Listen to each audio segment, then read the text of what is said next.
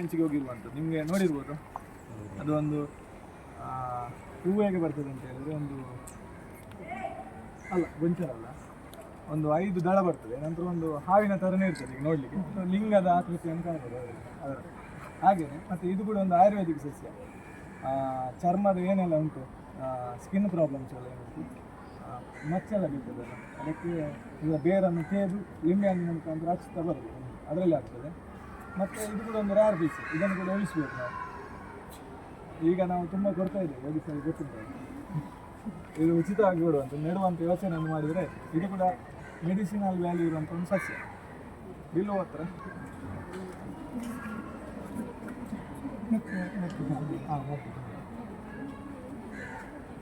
ಇದು ಬಿಲ್ಲು ಹತ್ರ ಇದು 3 ಎಲೆಯಾಗಿ ಬರ್ತದೆ.